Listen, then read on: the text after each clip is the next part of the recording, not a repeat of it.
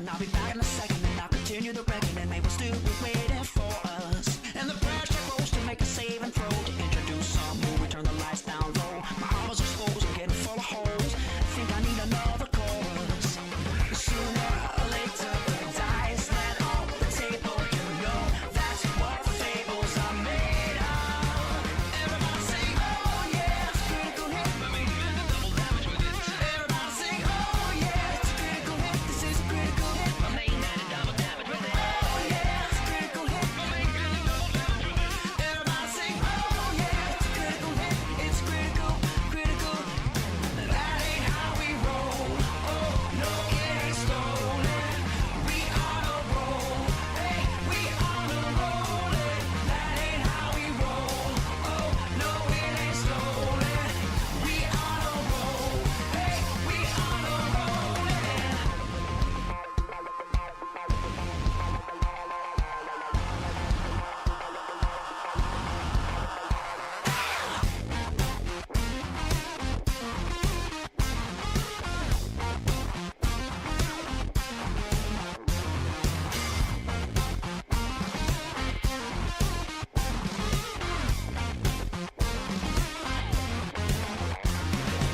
Sooner or later, the dice land on the table. You know that's what fables are made of.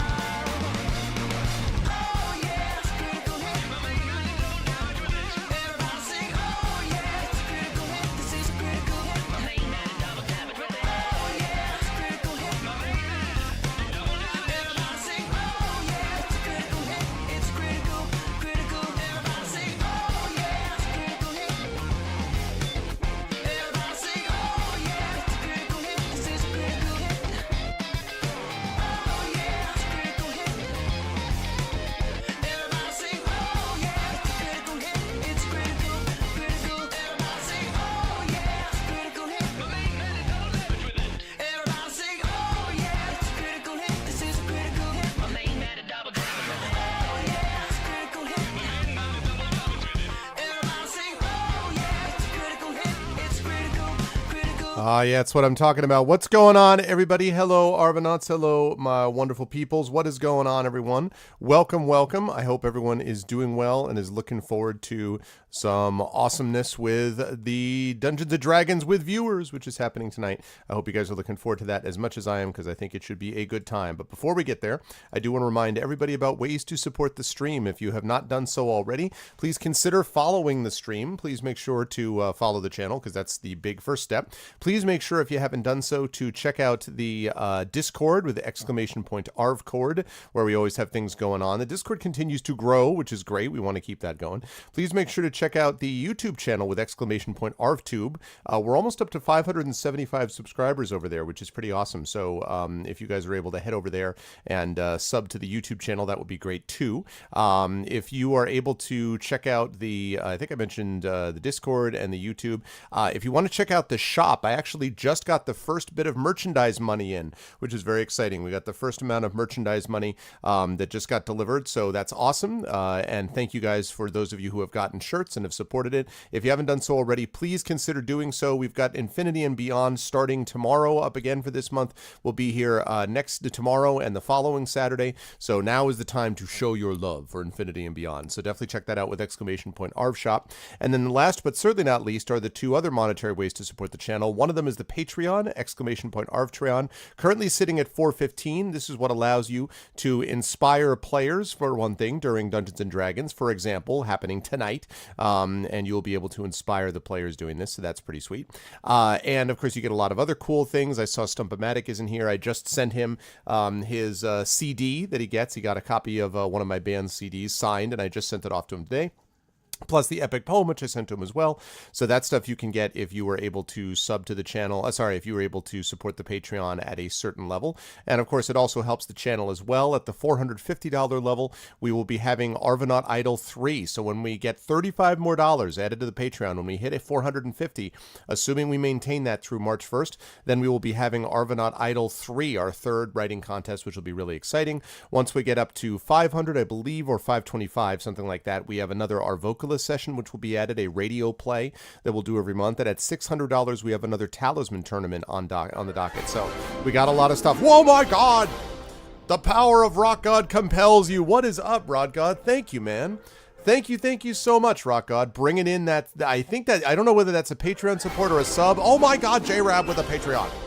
Good God. I think that's a resub is what we're talking about. Thank you for the sub, Rock God. Thank you, dude. Thank you for the resub, J-Rab. Thank you so much, you guys. That is awesome. Wow, I love that. Da-da-da-da-da-da. It's good stuff. I love that. It's music to my ears because it's actually music. Thank you guys so much. Thank you. Can we get some hypes and stuff like that for J-Rab and for Rock God? Thank you guys very much. Much appreciated. Thank you. Oh, Stump just gifted it to you?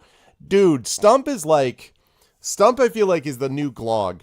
I don't know if you guys remember Glog. Glog is an awesome dude, but Glog would come in and sometimes it was just the time of Santa Glog. So if Stump-O-Matic, if you were the one who if you actually gifted that, thank you, Stump. Stump has been very kind and very supportive. And yeah, that's why we wrote the epic poem for him. So thanks, Stump. I appreciate that very much, man. If Stump gifted it to you, that's awesome, dude. Well, thank you, Stump. I can vouch for Rock Gods deserving the honor of getting a sub. I can tell you that for sure. In fact, I'm speaking to Rock God about something that I can't say more about yet.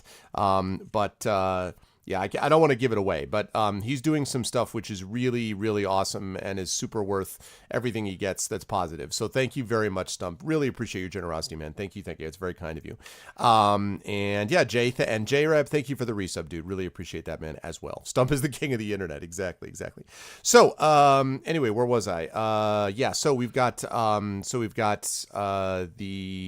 Patreon, which is definitely the financial backbone of the channel, and the subs. And we just got a chance to see that subs and resubs both came at you there, and subs and resubs are also a big part of the channel. Remember, at the $9.99 level, by the way, you are able to inspire the players once per month, just like you can if you support the Patreon at the $10 level.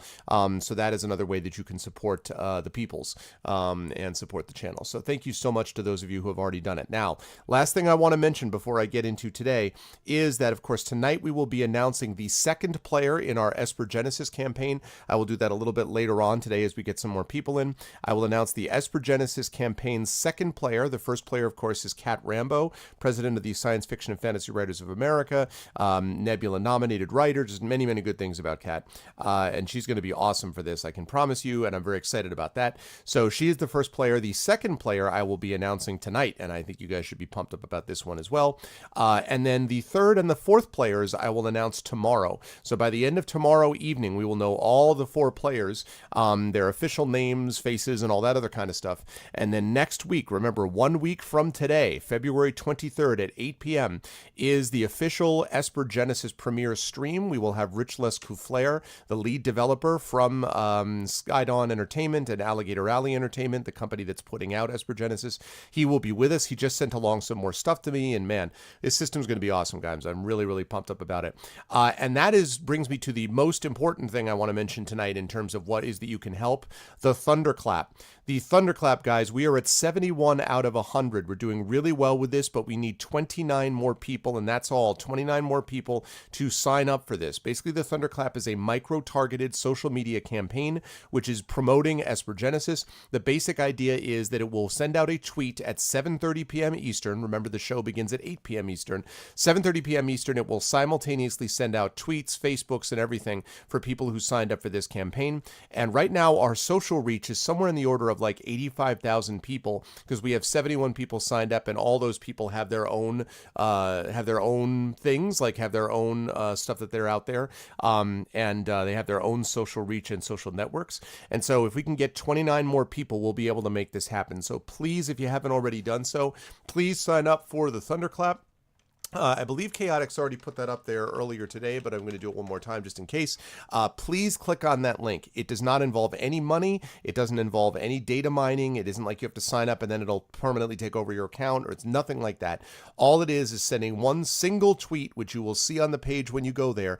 And if you're able to do that, it would be a big help to this, to the stream, to the channel, and to this campaign. Remember, if Esper Genesis goes well, it means everything else we do on this channel, it goes well. It means that the Tolkien campaign is going to do even better, and it's doing great, but even better. The D&D Infinity Beyond campaign will go even better. The flagship campaign, which is doing great, but even that'll go better. D&D with GOG, even the video games that we do, the Our Vocalists, the Game of the Month, all that stuff, all that will be increased in value. So please, if you haven't done so already, please sign up for that Thunderclap. That would be a big help. And I'll talk a little bit more about that later on. And then the last thing I want to mention very quickly is the next game thing. This poll is up until next Tuesday, but I did want to mention it because it is the game that I'm going to be playing this coming Tuesday, not this Tuesday, but the Tuesday afterwards. And right now, Tales of Berseria has a slight lead over Portal 2 and Toonstruck. So now is your chance to get in and vote for the game that you would like to see me play that you have chosen for me this month. So definitely you should do that as well. But again, the big thing I want to push is Thunderclap today because I really want to make sure that we get that going. We're almost there. 71 out of 100. We are definitely making our way. All right. With that said, let me get rid of... I hope you guys like the new logo that I found for this because it is... I like this D&D logo. Let's get rid of that. And let us get rid of this. And now we will turn on... Wait for it. This. There we go. Hi, everyone. Good to see you all. Today, I am wearing, in honor of our... in honor of the D&D with viewers, I am wearing today... It's the problem with it being winter and me needing to wear a sweater. The theory of gameativity. There we go. The theory of gameativity. GM equals PC squared. Which means either that I am worth twice a player character, which might be true, or it means that a GM is twice as good as a personal computer. And I think we can all agree that that's true also. Either way, theory of gameativity, very excited. It's going to be cool. One other thing I wanted to note, 2 more quick announcements about schedule. Tomorrow night, we continue with the Infinity and Beyond campaign as we continue the Rise of Tiamat. I'm really happy with that flagship campaign. It's been going really well. So we're going to continue, with that as we move into the end game there. And then on Tuesday, I believe it is. Yes, on Tuesday, we are going to be continuing with the Lone Wolf playthrough. We're actually starting Book 2, which is Fire on the Water, so you will get a chance to be part of the Lone Wolf thing. And then Tuesday afternoon, I mentioned this on, I announced this on GOG, but I want to announce it here as well. I'm going to be taking part in what's called the GOG Games, basically a little bit of a tribute to the Olympics going on right now. People are competing for different teams like Team Arstatska, Team Morrowind, and things like that. But they're going to be competing in a Dungeons and Dragons, a unique event, which is basically me running one of the most difficult dungeons of all time. And the person who lasts the longest, the person who's able to live the longest, will be the one who makes it, basically who wins that event. So the winner will be the one who survives the longest. Good luck. Because even though I don't like playing Dungeons and Dragons where I'm trying to go out of my way to kill people, my job is to be the referee. So I've had players die in my campaigns, and that's fine.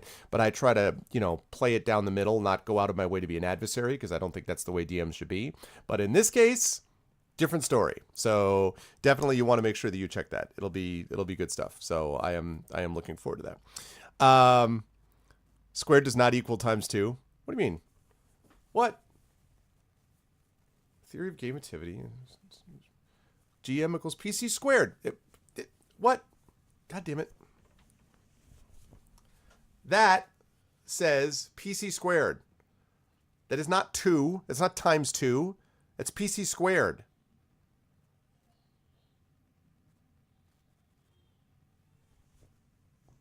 I may not know math, sir, but I know what a small little 2 above a letter means. I had it burned into me when I was in high school, and I had to, remember beyond all possible. Yeah. So what do you mean exactly? So then what does that mean? That means something exciting. Oh my gosh. Oh my goodness, with the, I said doubled. Oh, sorry. But it was squared. Sorry. Thank you so much for the host, Dave. Speaking of that, the other thing I wanted to mention about Tuesday, so that's going to be happening during my Pen and Pixel stream. Then Tuesday the 20th, the evening of the 20th, I have a very special stream happening the night of Tuesday the 20th. Now, typically I don't stream Tuesday evenings because, quite frankly, I will already have been streaming all day Tuesday, so it's a lot of streaming for me. But it is my spring break. God knows why we have spring break the 3rd week of February, but whatever. So it's my spring break next week. So in addition to writing and grading, which I'll be doing a lot of, in addition to all of that, I am going to be able to have an extra stream on Tuesday evening, and that will be my Masters of the Dungeon show. So we are going to have a Masters of the Dungeon, and as you just saw, the digital DM is back with us. Everything is cool. He has moved into his new place in Texas, and he is ready to go. So we will have the full crew of Askren, Will from Encounter Roleplay, Dave from the digital DM, and myself joining you with our usual shenanigans as we talk about dungeon mastering and Dungeons and Dragons. All of us have big, various events going on, which is pretty cool. Thank you for the follow, Celestian. So all of us have many things going on, and so you'll definitely want to stop by and check that out. That's going to be episode either 4 or 5, I think, of Masters of the Dungeon. So that'll be happening on Tuesday evening. So we got a lot of stuff going on, and then, of course, as I said, a week from then, next Friday at 8 p.m. is the premiere of Esper Genesis, and I will again be revealing the second player for Esper Genesis later on today. But we're not going to do that right now, because right now the time has come for Dungeons and Dragons. And so I am happy to say, folks, this is where you guys come into play, because the time has come for you to join me. Now, I am looking tonight for 4 intrepid adventurers. Now, I want to warn everybody up front. This adventure that we're about to do is going to be a little bit different. It's not going to be very combat heavy. It will involve a lot of role-playing, a lot of thinking. It'll involve a lot of awesome. And since all of you, the rule of awesome, you have all proven to be tremendous at this, I have no doubt you will be able to manage it. But we are going to be doing today the 4th adventure in Defiance in Flawn. That's right. Why is it doing that? It's doing some automatic exposure thing, and I don't like it. Wait a second. Wait a second. Why are you doing an automatic exposure thing? Don't do that.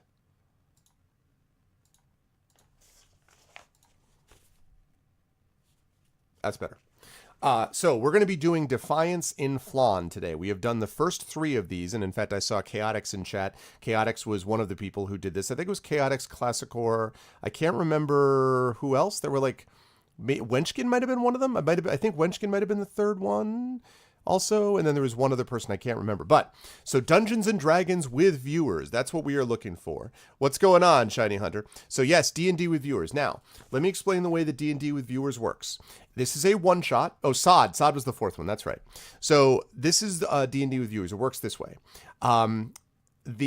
You get a chance to play D&D with me in a one-shot campaign. If you are accepted as part of this, then you will go into a Discord channel, which I will just basically create a quick group in Discord, and then I will send you a link to Zoom. I will have you guys pop into Zoom, and then I will capture the video windows, and we'll be on our way to go. Now, here's the thing about D&D with viewers that I look for.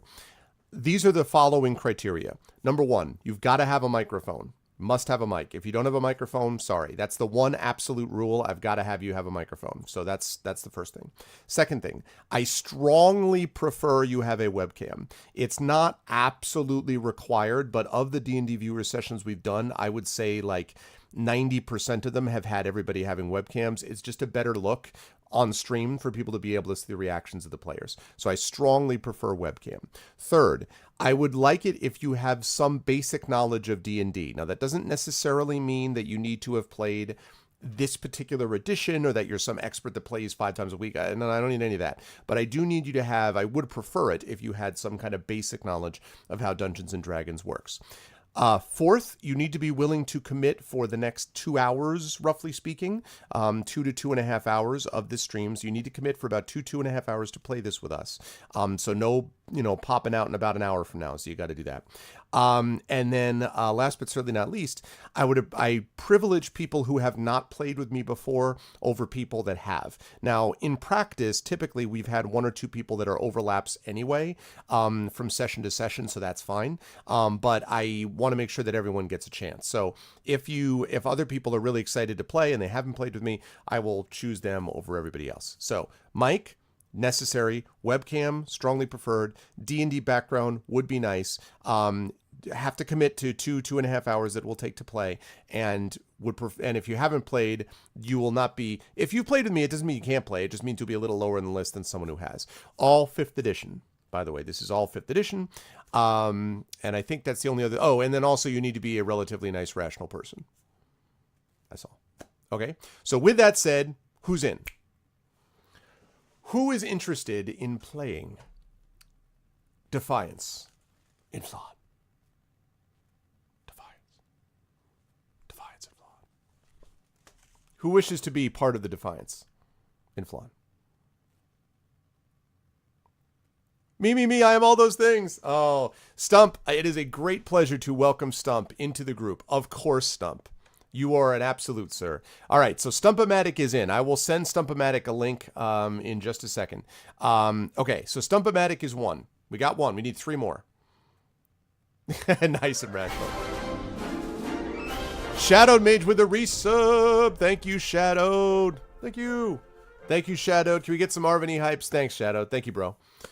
Much love. Thank you, Shadowed. So much. Appreciate it, man. Awesome. Cool. Thanks. Okay, so Stump-O-Matic is in. That's one. I need three more people. Who else is interested? Thanks again, Shadowed. Who else is interested in playing? Sonic Wing will pass. Okay, that's cool. No problem. Three people. I have three people left. I need three. Three people to defy in Flan. It's never clear if they're actually defying Flan or they're just being defiant in Flan, which is a different thing, but three. Three people remain. We have one. We have Stump. Yeah, for sure, Sonic. Yeah, man. We do this once every other month. Who else would like to play D&D with viewers? Defiance in Flan. Maybe I need an echo machine to make this really dramatic. Defiance in Flan.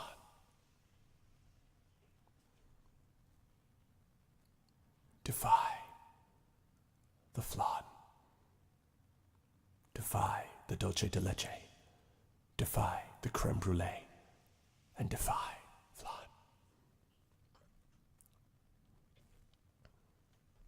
It's better with the echo. What's up, PKD fan? All right, what's it going to be, guys? Let's do it. I got Stump. I need three more people. Let's make it happen. Let's make it happen. Let's see it. Let's bring those people in. You can play D&D with viewers. It's awesome. Everyone who's ever played this has always said they had a great time. Either they were all bluffing, all lying, or they were telling the truth, and you too can be part of it. So, let's see it. You will have fun. It'll be an experience. You will be immortalized as one of the people to play D&D on the best D&D channel on Twitch. Maybe. I happen to like it. So who else? Who else have we got on board? Yeah. Shadowed's played with me. I think Shadowed has played with me like 5 times. Like, I think we've done this maybe 7 times, and Shadowed's played like 4 or 5 out of 7, something like that. Yeah, it was something like 80% of these. I was going to say that. Yeah. Definitely. So who else we got? Who else have we got? Who else is interested? Stump-O-Matic is in. He is on board. We have got him ready to go, but we need 3 more people to join Stump-O-Matic. I could technically run with 3 people if I had to. I can't do 2.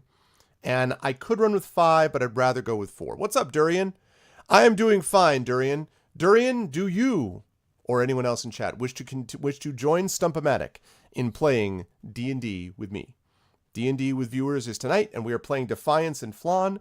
It is a pleasure to have you on board, Durian. And yes, who wishes to join D&D and for the next 2 hours to define Defiance in Flan? Who we got?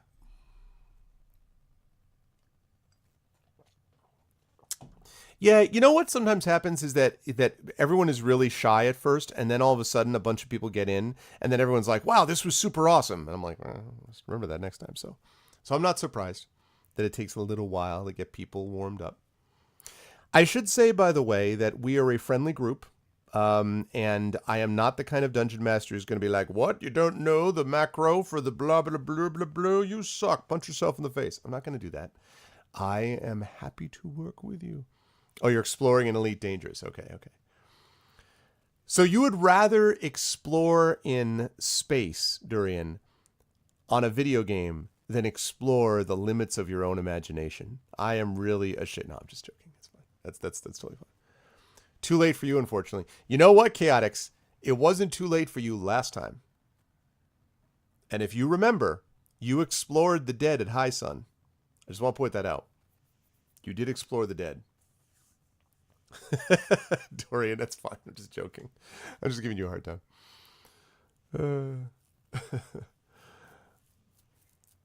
That was pretty funny too. Because the next day I talked to him and he's like, "Oh God," I was like, "It was worth it though, wasn't it?" He's like, "Maybe," right? But it's true though. I only bring it up because it's true. I speak truth on this channel. I speak truth. That's the only reason, is I speak truth. No, I understand if it's too late, man. But what do we got, guys? 3 more people. I need only 3 more to join the power of Stump-O-Matic and defy Inflon. Guys, maybe I didn't read the adventure title enough. Listen to the adventure title, okay? The adventure title, which again is only a couple hours, not an incredibly long commitment. A Shock at Evenfeast. Sells itself. A Shock at Evenfeast. I mean, what is not to love? A Shock at Evenfeast. There's a feast. There's shock.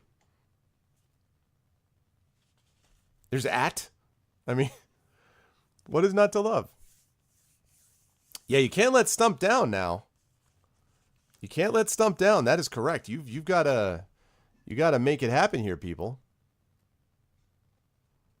I understand that everyone is really just waiting for the Esper Genesis announcement, but that is going to have to wait until we get some people. No, I'm sure that's not the case, but yeah, man. Let's do it. Let's make this happen. Defiance in Flan. I've got my books ready.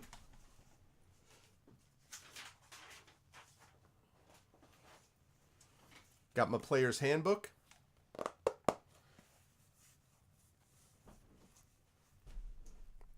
What's up, Aranth? I'm at my D&D game watching Arv talk about a D&D game with no sound. I think he wants to play some 5th edition. Can somebody type to Aranth that he should play D&D with viewers while also playing D&D at his session so that he can be the baddest ass D&D player of all time? Like play an online and an offline session at the same time. Can someone type that? Oh man, I'm ready to be finally defiant in Flan. Yeah, we'll get this done, Stump. We'll get this done. This is the way it worked last time too. It was a little slow and people were like, I don't know. And then everyone got into it. So it was cool. We will, I am not concerned. We will get enough people there. Yeah, exactly. You need to play both. You need to show that Twitch dedication is what you need. I like the idea that he's watching me with no sound so that all he just sees me keep doing is being like defiance and then waving this in front of the camera. Good times. Okay, no problem. Oh. Listen, if this is this thing about like, defying the laws of physics, man, I don't know. I mean, look, excuses. Real D&D players figure out a way to violate the laws of physics. Okay. No, I understand that that live sessions that you're engaged in probably have to take precedence. I get that. I certainly do. You cannot be a backup tonight. That's cool. I understand. That's fine. That's fine. All right, we need 3 more people. 3 more people to play Dungeons and Dragons with viewers. Now, I'm not going to call anybody out, but I see people sitting in my viewer list right now that I know for a fact are experienced Dungeons and Dragons players. I see some. I'm not going to call them out, but I see some, and I know for a fact, besides Shadowed Mage, who I'm not going to make play, or Chaotix, for whom it is indeed very, very late. But I know for a fact that there's some people here who have played before and could be on board with something like this.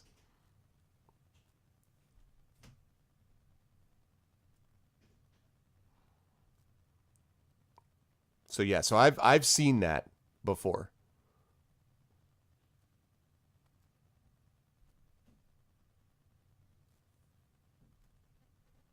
One person is totally doable. No, I'm not going to run a one-on-one campaign for Stump by himself. Because if I did that, I would have to like find a what? No. I am, believe me, it's not, Stump is amazing. That's not about that. It's about, it's a group thing, I want to make sure I bring more people in. There are actually a couple of one-on-one modules that I looked at for playing either with my daughter or with my wife, I thought about. And it's possible. Actually, a game that's well suited for that is the old Victory Games James Bond, which I actually have downstairs in my basement, I think. The Victory Games James Bond is actually where you can play just like the game master and one other person. So you can do that.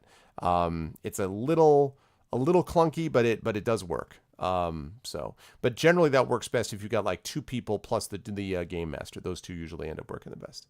So it is possible. Yeah, ARV is the group. Yeah, I am typically. I'm the group. I'm every NPC.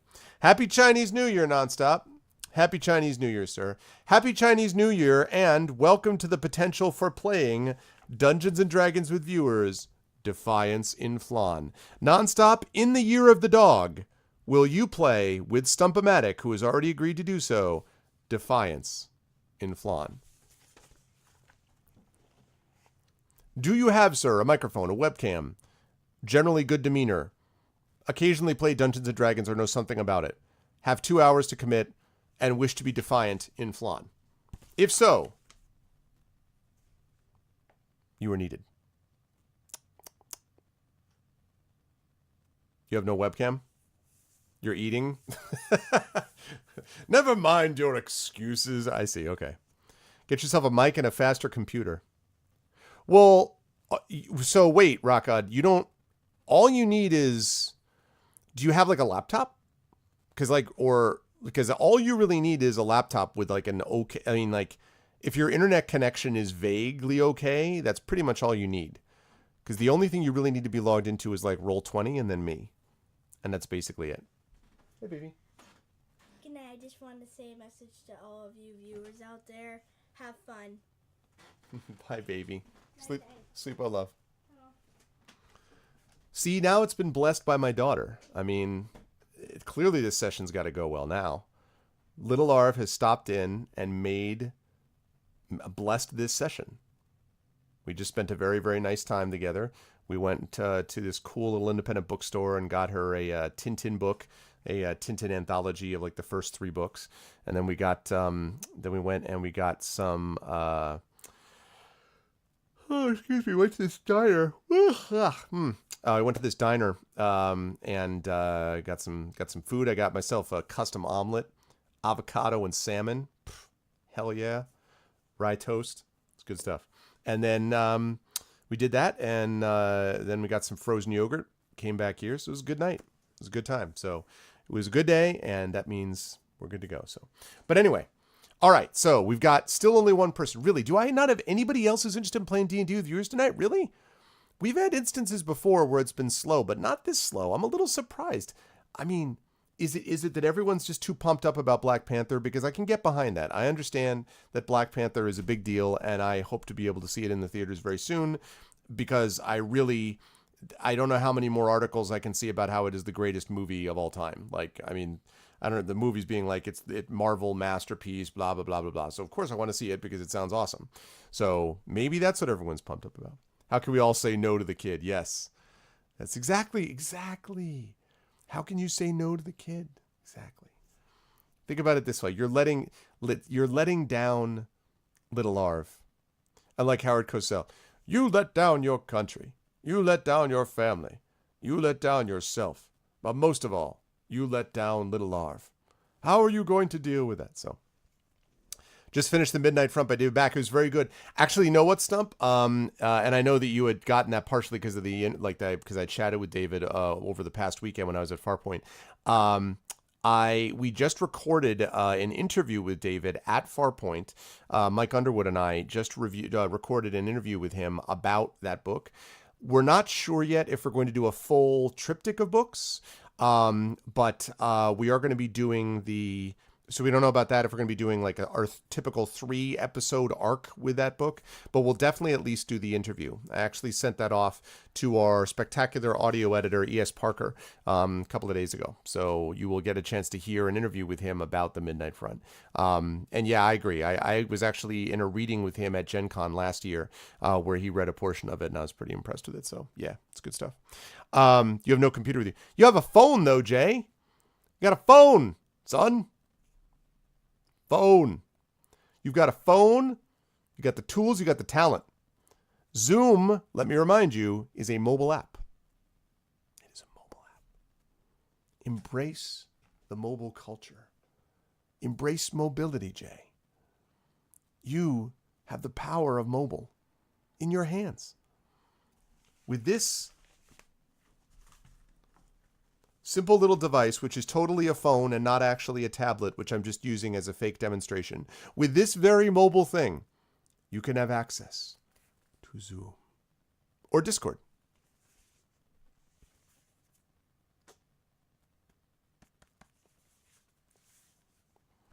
I mean, you're not chatting with us using smoke signals, Jay, so this is coming from somewhere.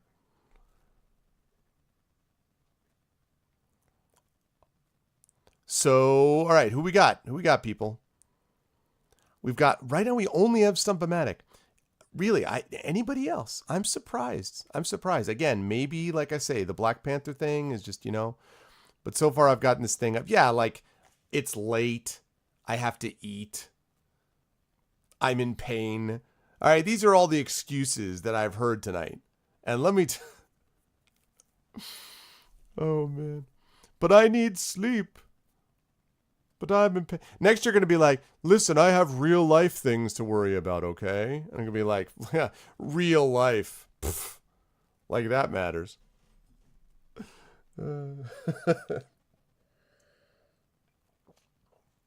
No, I'm not trying to browbeat you into playing. But I do hope you will, because it does tend to be fun. So you're done eating. All right, well, are you on board nonstop? Are you going to join us? It's okay if you just got the mic. No, it's okay. But you do have a microphone, though, right? Because I do need you to have a mic. I prefer webcam, but I can do without it. But you do have to have a mic. I can't have people typing. That's the only thing. If you have a microphone, I'm cool.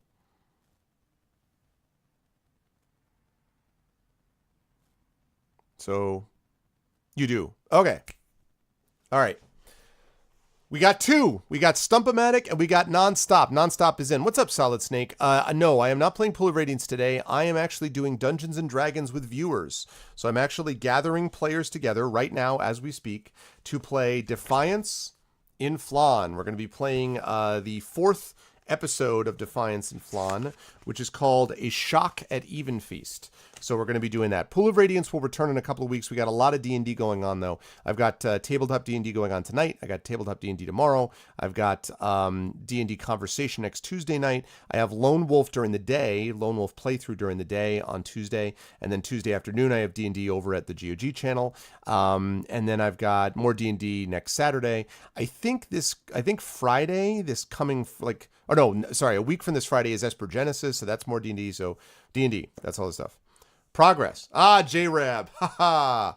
No promises on quality of mic or camera. That's fine. Okay, we got 3. We got 3 people. I need one more. I've got Jay, I got Nonstop, and I got Stump-O-Matic. We need one more person to join Dungeons and Dragons with viewers. Won't be Abe. Uh-oh. Jay won't be Abe. What won't you be Abe to do? You won't be Abe Lincoln? Oh, man, I always wanted Jay to be Abe Lincoln, though. 7 years ago, I played a community manager known as J_Rab.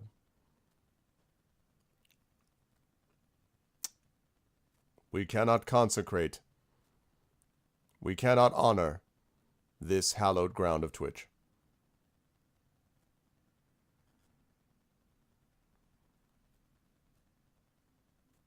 I'm waiting for Jay to give this, like, I don't know how many people saw the movie Lincoln, but there's a speech where he's just like, what does he say? Buzzard's guts, man.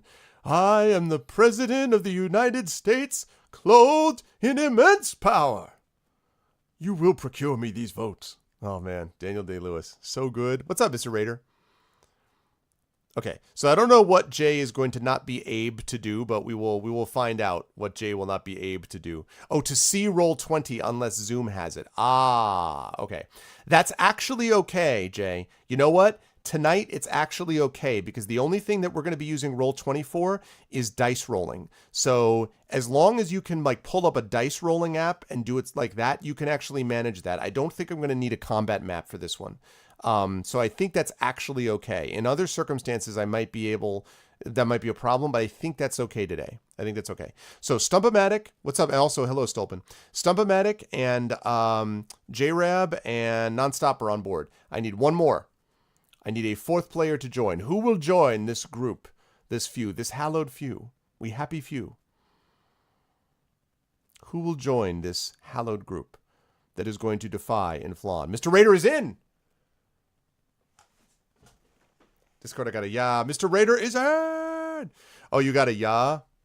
There he is. All right, Mr. Raider is in. All right, let's do it up. Okay, so Raider, you've got... I don't think you played with me before, Raider, so just to confirm, you have a webcam, you have a microphone, you are a generally reasonably nice person. I'm sure you are, but you have like some basic knowledge of Dungeons and Dragons. You can play for about 2 hours, and yeah, you have those things. If you have those things, you're up on board. Rob says I am a jerk. I know you, Raider. I just say that because you're playing 5e right now at work. Oh, but not at the moment, because I was going to give Enrath a hard time and be like, see? Or Arath, I mean, not Enrath. Arath. I was going to give Arenth a hard time and be like, haha, Arenth, here's somebody else. Zoom does run in the... Oh, I don't know if it runs in the background on mobile. I'm not sure, Shadow. That's a good question. Okay, so what I'm going to do is I'm going to pop up Discord. Thank you for asking, Chaotix, by the way. Thank you, man. I got peer pressured. Yes, you did. Okay, I am going to... Thank you, Chaotix. I am going to... There's the... Yeah, I see him. All right, I'm going to add people as friends. All right, I just sent you a friend request, Mr. Raider, so please accept that if you can. Actually, not even if you can, just do it. Accept this. Accept that friend request, please. And then I'm going to start a DM with you guys.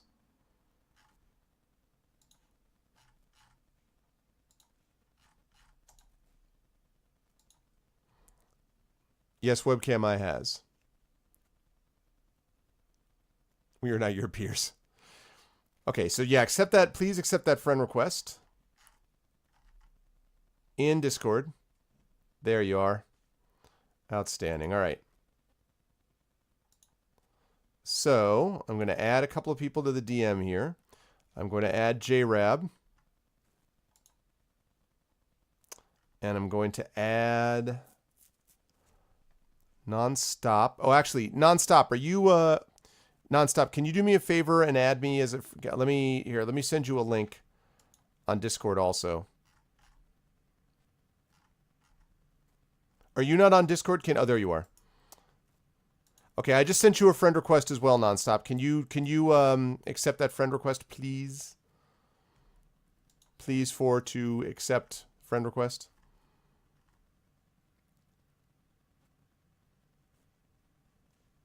There you are. Thank you. All right, so we're going to add J. We're going to add Nonstop. And we're going to add Stump-O-Matic.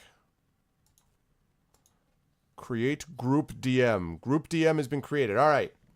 Now what I'm going to do is I'm going to start up a Zoom thing. I'm going to send you guys a link. And then I'm going to post in Discord. Actually, I could post it in Zoom chat as well, but I'll post it in Discord.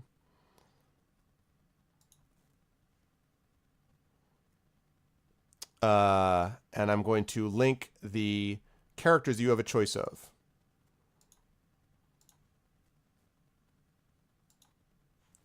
Okay, I just put it in this channel. So now you guys can pop over there. I just put it in this channel so you guys can pop over there. And I will capture those windows. Ding, ding. That's a good sign.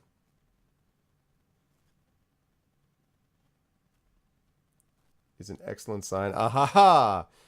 We are joined here, I believe, by the immortal Stump-O-Matic, although Stump needs to activate his camera. Oh, I see something. I see something. I see an icon.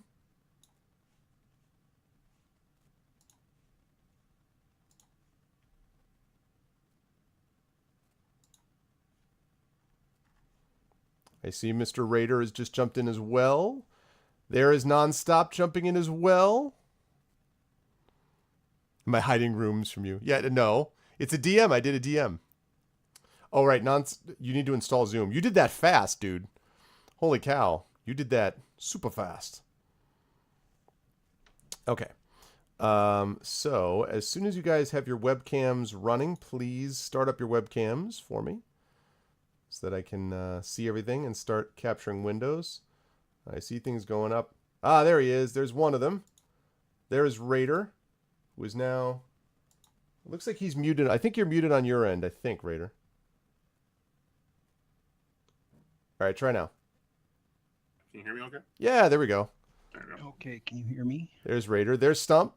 Stump, I can hear you. I don't see you yet, though. I'm pretty sure that's not a living, actual incarnation of yourself in that picture, is it? Okay, there we go. There's Stump. Oh, yeah. All right, there's Stump. Good. Welcome, welcome. Now we're waiting for Nonstop.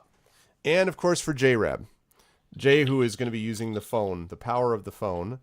And I'm going to put this up. Oh, my God. Somebody just joined and did something cool. Oh, is that you, Raider? Who just did the... Oh, thanks, dude. Thank you, Raider. Raider, who just got on board with the power of subbing. So thank you, Mr. Raider. Can we get some Marvin E hypes for that? That's good stuff. I don't have a cam. That's cool. You don't need a cam. As long as you're in here, I will figure out a suitable picture for you, Nan. It's okay. I prefer a cam, but it doesn't actually have to happen. I want a cam from Jay, though. I don't want any excuses. I don't care that he's on the road or whatever the hell is, you know. I don't have internet. I have a life. I don't want to hear these silly excuses that don't matter, okay, compared to what we know is the most important thing, and that is D&D straight up. Okay. Let's see. So, I'm going to share that.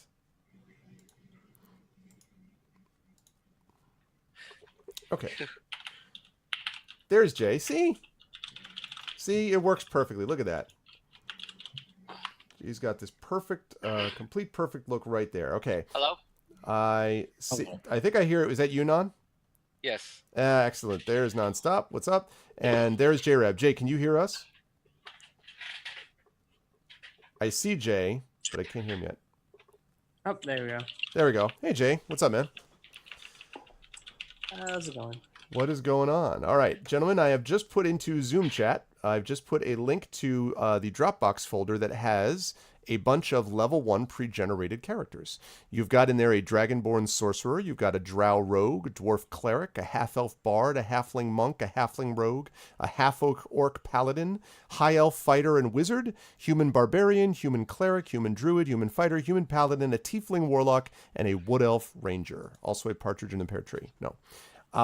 So you guys can pick whatever characters you would like. It's up to you. You can certainly talk amongst yourselves if you want to choose one over the other. And then the only thing else I would ask from you is to give me a name for your character when you've figured it out. That's the only other thing. Is there a way to turn on push to talk? Yes-ish. I don't remember off the top of my head because I'm always hosting it, though. There should be in the bottom of the window, the Zoom window where you are, Non, there should be like a whole bunch of like there's a chat, like if you hover over the bottom bar, there's like chat, invite, manage participant. There's like a bunch of stuff down below, and there should be a settings thing where I think where you can put on push to talk, I believe. All right, well, I slapped my dibs on. All right, Raider's got dibs on the Dwarf Cleric.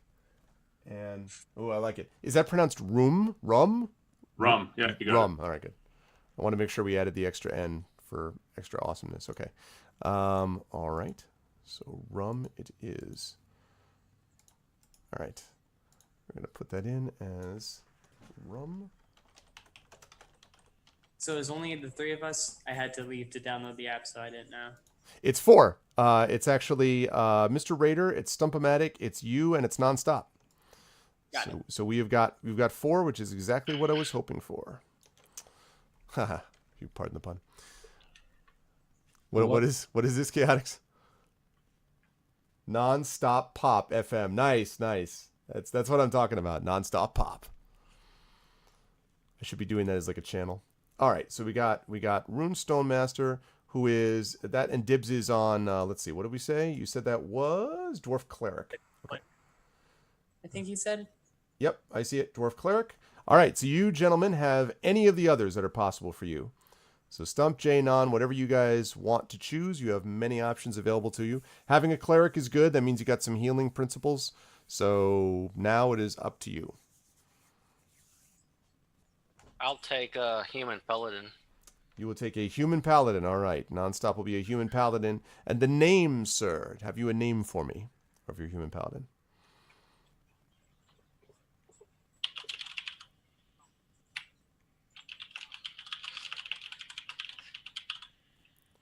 I hear frantic typing, which I believe is typing a name. The name is Holy Roller Guy. No, I'm just waiting.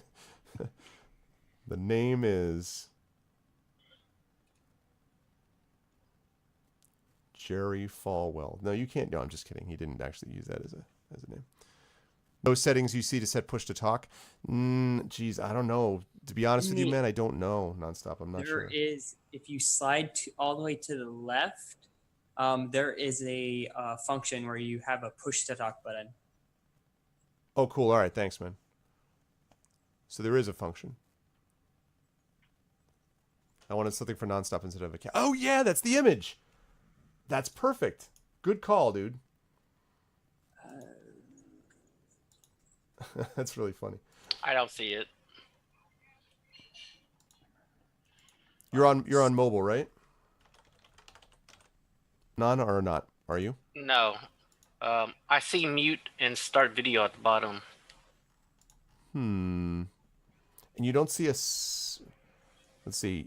You see, so do you see the Zoom meeting ID window?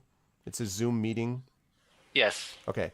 And if you hover over the pictures, a bar pops up at the bottom, and it's got a bunch of like mute, start video, then it's got some other stuff. But next to start video and next to mute, actually next to the microphone icon, there's a drop up. There's like a pop up arrow, and if you click on that, it pops up different settings as well, like audio options. All I see is selecting my microphone, my speaker, and audio options. Audio options is what you want. And then it's just I see like phone call. Yeah, And there's leave no push audio. talk for this. There is no push talk. Ah, shoot. All right. I apologize. Then I did not know that was the case. Then I apologize for random noises that might happen in the next 2 hours. That's fine. It'll be like a really, really important moment. Like everyone's in. All of a sudden, you just hear like, "Hey!" What? Like, "Oh God!" Like, just feel like Bloody murder happens behind it. exactly. Never mind that screaming. Okay. Can I be Elf Bard. Let's see. Okay. So Stump has got a name for his bard. You got a last name for me, Stump? Therin Bard guy.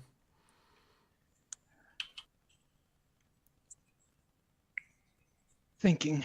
Okay, no problem. I want you to know, Nonstop, by the way, that you are currently occupying the place that in my Adventures in Middle-earth campaign, Trendane occupies. So you are occupying a seat of something. I don't know whether it's royalty, but you're occupying a seat of something. So be aware.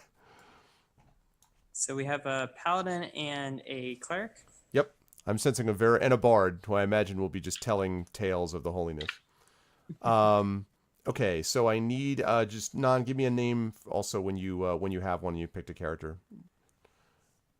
No rush, just letting you know.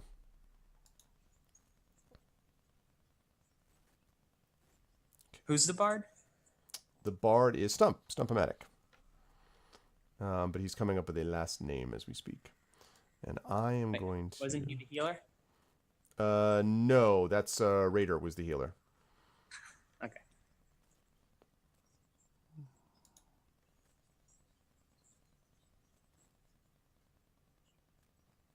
Yeah, please do support... Please do support the Thunderclap if you haven't already, because it definitely will make a big difference. Okay. All right, there's this. All right, that looks good. I'd just like to, again, acknowledge how awesome studio mode is. In OBS, it is the bomb. Okay, I'm going to capture this while you guys are figuring out the rest. Okay, got it. Thank you, Stump. Thank you, Nonstop. All right, cool. All right, Raider is already ready to go with his guy. He's like, picking a name was so 5 minutes ago. Yeah, it's my name from 2. Oh, is it from, wait, from what? I used to play 2 like when I was like in high school. Oh, cool, cool, cool. Back in the day, I had posters of 2E up on my walls when I was a kid.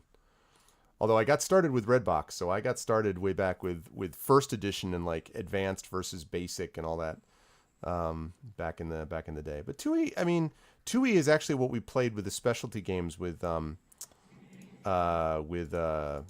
Greenwood and all that group was all 2E. So nerds alert, yeah, hell yeah, that's right, Dragon, that's right, man. Okay, so let me put that name that we got up there. Okay.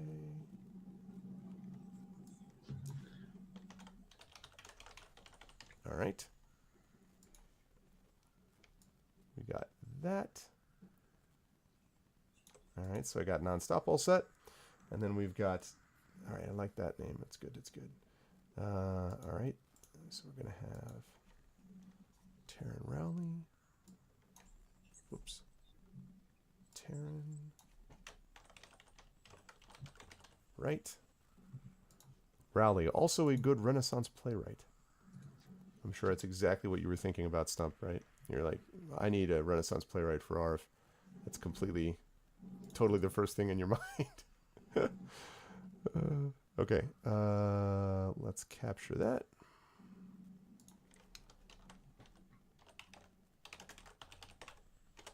Okay, I do not want that. I want that. That's perfect. Okay, and chat, in case you're wondering what we're doing, we're capturing this. When will we learn about the next player of Esper Genesis? Excellent question, Chaotix. I will answer that.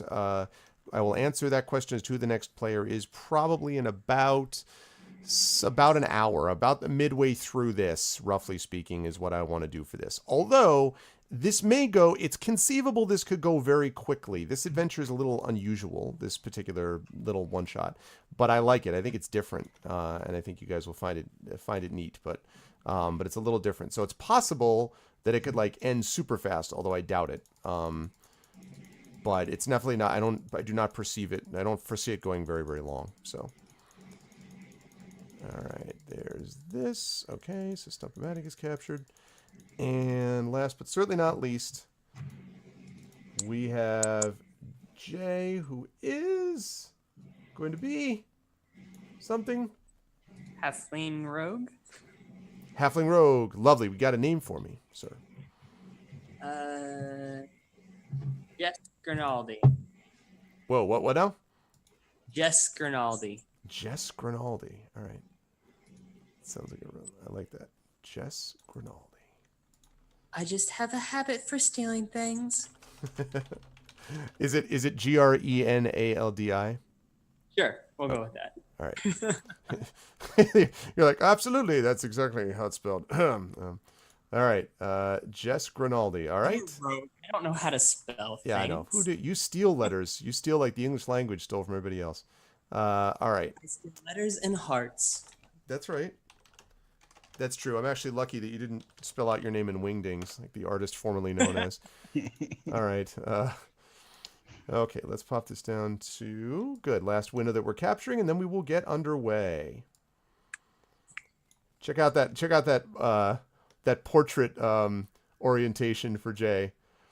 Most people defy landscape, like expect landscape. But Jay's like, nope, portrait for me.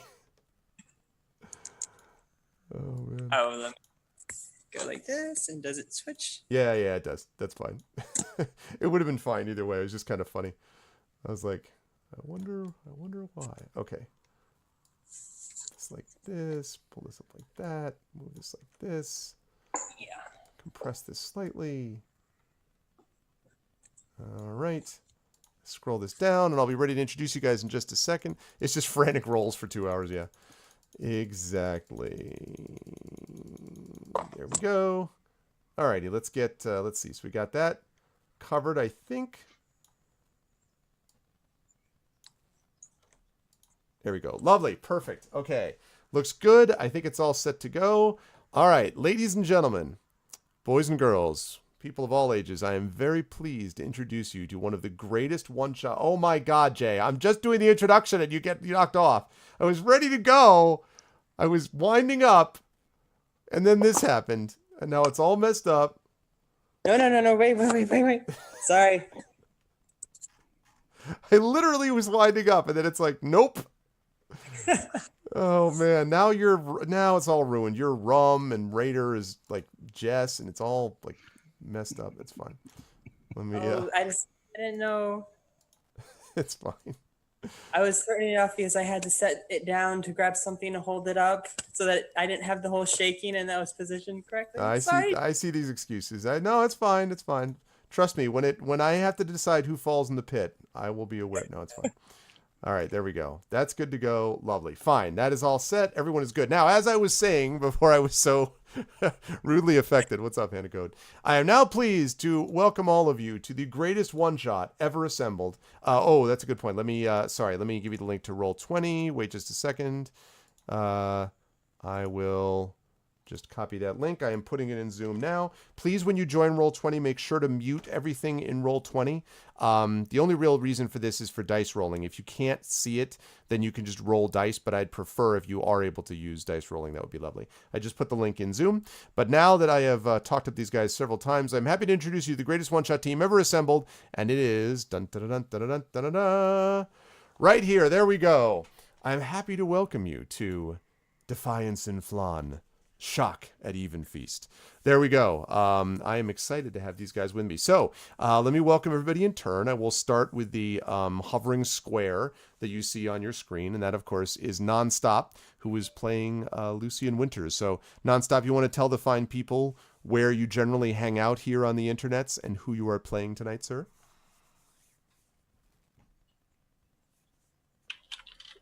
Generally, I just watch streams. Anyone that is usually on, and I just play games on GOG usually, and hang out with people. That's what I like to hear. You're playing today, sir? I am playing today. Who are you playing, though? I am playing the human paladin, Lucian Winters. Lucian Winters. All right. The holy right arm that will make this happen. Yes, a 3D box is a player. I know, Dragon. We break all kinds of rules here. That's exactly the way it works. So awesome. Thanks, Nonstop. Nonstop is a long-time viewer of my channel, so it is a pleasure to have him do some D&D with viewers. So thanks, man. Thank you for yielding to peer pressure, basically. Moving right on down the line, we have right in the middle of the column, of course, we have Stump-O-Matic, who we have just been praising to the skies as of late because of generosity, etc. Hello, Stump. How are you? You want to let everyone know about what you get up to here on the internets as well, and who you are playing today, sir? Hello. On the internet, I usually follow Arv here and hang out in Encounter Roleplay. Today, I am playing Theron Rowley, a half-elf bard. Dig it. Half-elf bard. I am looking forward to seeing what amazing songs that, of course, I'm going to force you to sing. I'm joking. I won't force you to sing. But I am looking forward to seeing what the bard comes up with. The bard may have some interesting uses in this particular adventure. We will see. I'm looking forward to that. Moving right along, though, we also have, I just realized that your picture, for some reason, is terribly stretched, Raider, and I'll fix that right now. That's what happens when somebody messes up by turning off a webcam just beforehand. Okay. Let me see. That's more like it. Okay. Now we're going to actually put Raider in normal view, so poor guy doesn't have to be stretched to beyond belief. And that, of course, is Mr. Raider, who more famously known in Rob's channel, but of course is always much loved over here. Raider, how are you? What do you normally? Same question to you. Where do you hang out with the peeps when you're not here playing D&D and stuff? So mostly, as you said, Rob's channel, GC Darkside Rob. In here, some of the D&D nights as well. Beyond that, just in Discord, and mostly playing Path of Exile right now. So pretty interesting game. And then tonight I am playing Rum Stonemaster, who is a Disciple of Life Dwarf Cleric. Outstanding. And every time anyone hears cleric plus disciple and life, all D&D players should be like, thank you, and thank you. Everyone is most popular player. Awesome, man. Good to have you on board. And last but certainly not least, one of the people that I've actually met face to face. I've met this person in person, and that, of course, is J-Rab. Hello, Jay. How are you? You seem to be frozen a little bit at the moment.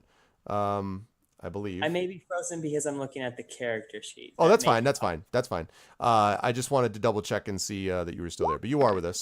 So tell everyone who you are and all that stuff for those who don't know you and who you're playing, sir, please. So on the internet, I am a community manager. So I'm the face person you guys see when you get angry at video games. He's a really good community manager, but go on.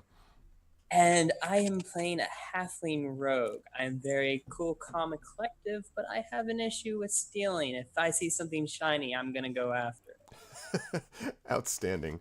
Well, the subtext of this adventure is the shiny. So no, I'm just kidding. That's not true. That's not true.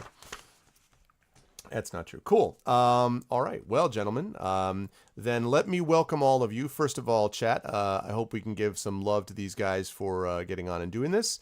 Let me give you a little bit of mood music, if I will. And let me welcome you all, gentlemen, to Flan. Let me welcome you specifically to Madame Friona's Tea Kettle, which is a small inn within Flan where a bunch of strapping young adventurers like yourselves have decided that you would come to see if you could find some work. You were drawn together by common purpose, albeit not necessarily common destiny. You happened to find each other on the road, and one thing led to another, a couple of scrapes with the law and other battles with some ne'er-do-well bandits, and here you find yourselves brought together in this inn for the whatever adventure that is there to come. So we are looking forward to seeing what happens. And I want to explain a little bit about what this inn is all about. You were told that Madame Friona's Tea Kettle was the place where adventurers could find work and avoid the hassle associated with other places in Flan. If you take a look at the stream, you'll be able to see the map that I have there. Flan is the city at the bottom left of that map. It is at the Bay of Flan and right near the Twilight Marsh.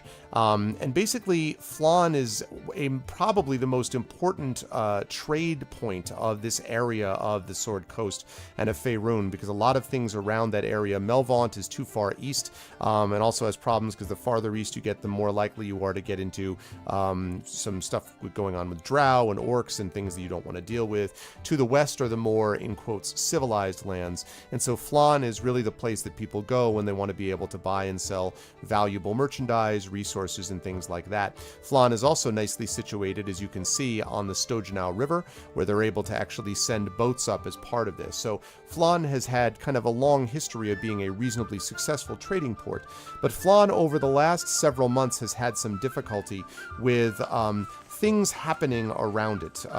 People, sort of strange people appearing late at night, whispers of sights of dragons in the distance, and mysterious things like this that Flan, which, although it's a busy little trading port, is not exactly, you know, it's not Neverwinter. It's not a place where you expect amazing things happening all the time. And so Flan has been inundated with these dangerous rumors. And that's something which is a part of this process. One little quick note about the map. I actually pulled this map, which is, as Shadowed says, of the northern coast of Moonsea, from a 2002 version of this. So there's actually, this is from 2002, well before 5th edition, or indeed even 4th edition. So it's back there in the old 3rd edition days, but I happen to like the clarity of this map, and so that's why we're using it for here. So you were in Flan, and you were in this place called, as I said, Madame Friona's Tea Kettle. So far, you have been able to find work and avoid hassle. Madame Friona is a stout and officious halfling who runs the establishment with her 5 daughters, and she has proven an excellent hostess. The tea kettle is crowded this evening at the Evenfeast meal has brought many hungry patrons. A young halfling woman called Blazette, who is obviously one of Friona's daughters, wears a blue kerchief and is acting as your server for this meal. She manages to keep a smile despite the busy night. After she brings your meals and heads off to another table, a half-orc pulls up a chair and smiles a toothy smile at you. "Just act normal," he says through clenched teeth, "but listen closely. Everyone's life might be in danger. My name is Burel Cash. I represent the Emerald Enclave, a group that watches over the happenings in Flan and beyond. I was just told by an associate that a potentially devastating magical object was brought into the tea kettle.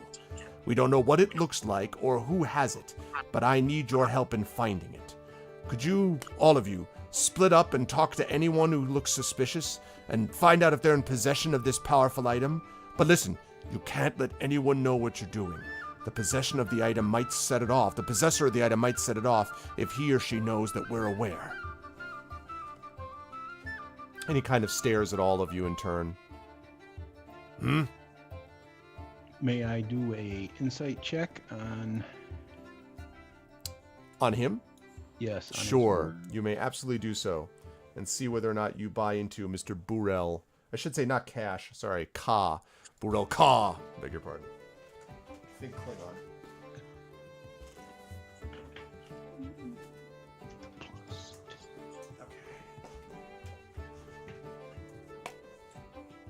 And if we're able to acquire this information? He says, well, I can imagine a lot of things. First of all, you'd have the gratitude of the Emerald Enclave, and that's no small thing in this region. Not to mention that perhaps there might be some, maybe financial reward on the other side of this for you. Fear not, this is one kind of thing you might be able to get honestly. He kind of winks at you. So you're aware of the Harpers? Aware of them, of course. We spend much of our time having to deal with the Harpers. Of course, a decent group as far as they go, but quite frankly, a little bit too willing to push the envelope, if you know what I mean. I prefer it more natural, more real. Give me the forest any day. I can assure you the Harpers have no part in this. He nods and says, Well, very well. If you are a member of that group, then I know that you're worthy of attention. Just make sure that you don't let the Harper's goals become your own too quickly, though, my friend. Try to maintain a little bit of your own integrity. You may find that the Harpers occasionally want you to give it up to them. And did we get that? Did you make that roll? Oh, you did. I'm sorry, Stump. I missed it. Yeah, your sense of it is that this guy seems gruff and kind of like no nonsense, but your impression is that probably, at the very least, he's telling the truth, that he wants you to be able to find this item. It seems reasonable, and you think you may remember, you know that the Emerald Enclave has a pretty big presence in Flan. If you notice to the north of the city on that map there, the Quivering Forest is a pretty substantial place where the Emerald Enclave hangs out quite a bit, and so it would not surprise you to know that there were people down here. Now, how he gathered information about having this item or anything else, or why he's coming to you, that you don't know, but he certainly doesn't seem overly sketchy to you, from what you can tell. And out of character, we're supposed to ask the people around the inn if they know anything about this? Yes, there's a lot of people at different tables, and I can describe them for you if you like. It's busy tonight, and in fact, actually, sorry, I have the music, but I don't have the sound effects. Give me one sec. I had some cool sound effects lately. Wait a second. Just hang on just a moment. I had an inn. Where's my inn at?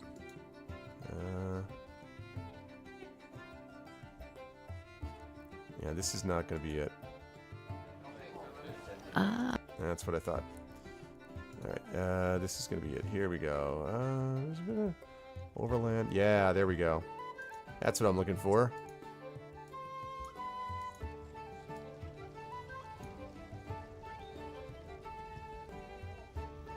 Alright, I think now we should have some... Oh, no, this is what I wanted. Sorry, not that one. This one. There we go. That's more like it. Now we got the lively cafe going on. So yes, it's pretty busy, and the suggestion was that they wanted you to sort of go around and, again, try to split up and talk to some of the patrons here, and see who might have this. Background music can be a touch lower, sure. Thank you for letting me know. What was the name of the artifact? They have no idea. He has no idea what the... Maybe a little bit too low, sorry. He has no idea what the artifact is. He only heard from one of his associates that there is a magical item of some power. And because magical items that are unaccounted for are dangerous, they want to know why. But they don't know what that item is, unfortunately. So it could be anything. Who would you say is the biggest amongst us? That's a good question. I'm maybe the paladin? I kind of look up at the paladin and I say, you wouldn't mind hiding little Omi as you go by a table. I think that I might be able to eavesdrop if I was able to get under one. I could attempt to distract, and you can like crawl underneath me Okay. under the table. Do I hear that this is a pair? So are you guys like basically this is like Master Blaster from Beyond Thunderdome? That's what we got going on here. Like we got okay. I just want to be clear. All right, so we're gonna get those two going on. All right, so Jess and Lucian are gonna go off on one way. Now, Rum and Terran, are you guys sticking together, or are you guys gonna try to separately, investigate a couple of other of these tables? I'm gonna investigate a couple other tables, and specifically, do I notice anybody in the room from the Lord's Alliance? Ah, that's a good question. I will answer that in just a moment. But before I answer that, Terran, I just want to make sure you're also going to go separate then. And are you looking for anyone in particular, like any particular kind of people? I'm going to describe who these people are, and you guys can decide. But I am looking for young lasses as a particular kind of person, and I shall lead them out on the dance floor and search for the magic item as we dance. Ah, very well, very well. I like it. All right, so here's what you guys see. Rum, in answer to your question, you don't see anyone from the Lord's Alliance. That's not necessarily surprising because you're a bit of a distance from where the Lord's Alliance might operate. Now, one thing I do want to say is that the Lord's Alliance, as opposed to, for example, Harper's, they usually reveal themselves pretty definitively. Like, the Lord's Alliance and the Order of Gauntlet are kind of like, yeah, we're these people. What are you going to do about it? Like, they get a lot of their power from their visibility, whereas the Harpers are much more sort of concealed. So the fact that you don't immediately see someone like basically being like, hey, what's up? I'm from the Lord's Alliance, suggests that there probably is not anyone in here from the Alliance. But again, you don't know that for sure, but that would be your guess. So let me describe a few of these tables. There's about 6 of these tables, roughly speaking. Oh, yes, that is one thing that is important. I should have brought this up before. Does anyone have Detect Magic among the group of you? I do not. Okay. I do not either. Jess, Lucian. Checking 1 second. Okay. What was it? Detect Magic. Does anyone have a Detect Magic ability? I only have Divine Sense. Okay. So as you're speaking, Burrell says, I thank you for taking this on. Make sure that you're careful, and you better take this with you. And he holds out, and any one of you can take it. He holds out, I wait for the person to immediately say that they're going to try to take it, a small shiny ring. Yeah, exactly. A small shiny ring of doom, which immediately destroys the taker. No, a small shiny ring. Shiny. It's a small shiny ring. What the ring does is it basically allows you to detect whether there is magic in the room. The nature of this magic, Boral explains, is such that any of you will be able to determine if there is magic in a particular group, but it's limited just to the people that are within a very small range, like basically right next to you, within a foot or two. So it's not the kind of thing that you can just do it and then use it to like zero in on people. You need to actually move close to people for this magic to function. So he says, right? I'm sorry, say again, Jess? He says it, so I was like, try to jump up and grab it. I'm assuming, yeah. I mean, now the 3 of you can either be like, whoa, yo, easy, easy, or you can just let Jess grab it if you wish. It's up to you guys. What do you want to do? I think Jess is small and able to dart among the tables. It makes sense that she would be the one with the ability to detect. All right. Okay. I agree. All right. Lucian, you cool with this? I'm definitely cool with it. All right.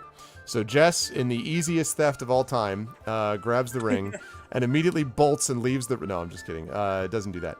So you now have the ability to be able to determine magic. So now that we've got that, thank you for reminding me, Rockcod, that is important. Let's talk a little bit about the tables. So there are 6 tables here. The first table, which is probably the closest to all of you, has what looks like... in fact, let me see... Which one of you is a half elf again? I am. Okay, Taryn, do me a favor and make a perception check for me, please. You can do this at +3. Nobody else has any elf, by the way. Just want to double check. I can speak elf. You can speak elf. Okay, that could be useful later, but not for this check. Hooray. I like it. Ooh, All right. shiny. Yeah, you're positive that the person who is closest to you in this table is an elf, and probably some kind of a wild or a wood elf. She looks actually a little bit out of place in an establishment like this. She wears leather armor which is dirty with sweat and grime and the stains of moving through vegetation, if you had to guess. There's a fine-looking bow of strange purple-hued wood which is strung across her back. So that's the table that's closest to you, is this wild elf. Farther down, so basically a table farther away, there are two older human women who are dining together, but they seem to be spending more time looking around the room than they are chatting with each other. So they're sort of glancing around the room and then talk to each other briefly, and then they start looking around the room again. But that's a couple of tables away. The farthest table in that row, yeah, exactly, Dragon. The farthest table in that row, there is an older human man and a dwarven woman who are dining together, talking emphatically, like very much like, you can't tell if it's an argument or if it's just kind of like a very spirited conversation about politics or something. But neither one looks like an adventurer. They're both dressed in these fine clothes and seem to be maybe more citizens of the town than the adventuring type. So Is that group speaking in common or dwarvish? Can't tell from this distance. You need to get a little bit closer because that's the farthest table. So you've got the elf that's here. 2 tables away, you've got the 2 older human women, and then 3 tables away, you've got the older human man and the dwarven woman. So that's one row, basically. And then the second and final row has closest to you, Taryn, again, almost positive this has got some elven blood in him, but probably a half-elf if you had to guess. A man dining alone who's playing with his food. He has a grumpy expression on his face, and the thing that you note about it is that he's jotting these notes in a small book on the table. So there's like a notebook of some kind next to him that he writes notes in every so often. Table next to him, so the second table away on that row, there is a pale-scaled dragonborn woman who is dining alone. She looks around nervously, you folks notice, as she eats. Like every sound, she's like, oh, kind of looks around suddenly. She looks very nervous. And then finally, the table in that row, which is farthest away, there are these 3 halflings, Jess, that are dressed in bright motley colors dining at the bar. They are essentially near the bar. They are talking loudly, but it's a language that's not recognizable to you. So unlike the others, the 2 that I mentioned, the man and the woman, are speaking rather quietly. So as I said, you can't hear them. But these halflings are just, whatever's happened? Like it's some weird, you're not familiar with this language. And so, yeah, there's something, you don't know what the language is with them. So you've got a wild elf, which every time I say it, I want to say the song Wild Boys, but Wild Boys. Anyway, wild elf, 2 older human women. You've got the human man and the dwarven woman. Then you've got the half-elf man with a notebook, the dragonborn woman, the nervous dragonborn woman, and then the 3 halflings at the bar. What's your pleasure, gents? Where do you want to go? Oh, and as far as physical webcams, I am using a C922, which is, I think, the newest from Logitech. And the site, if that's what you're talking about, Sonic, it's Zoom. And I'm capturing their windows. The site, the map is from Roll20, but I'm using Zoom. And Zoom, I highly recommend. It's really useful. Okay, now I'll shut up. So, gentlemen, what do you want to do?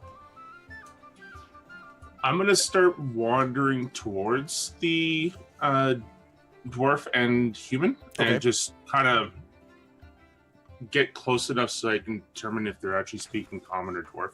All right, you head that way. Taryn, where are you going?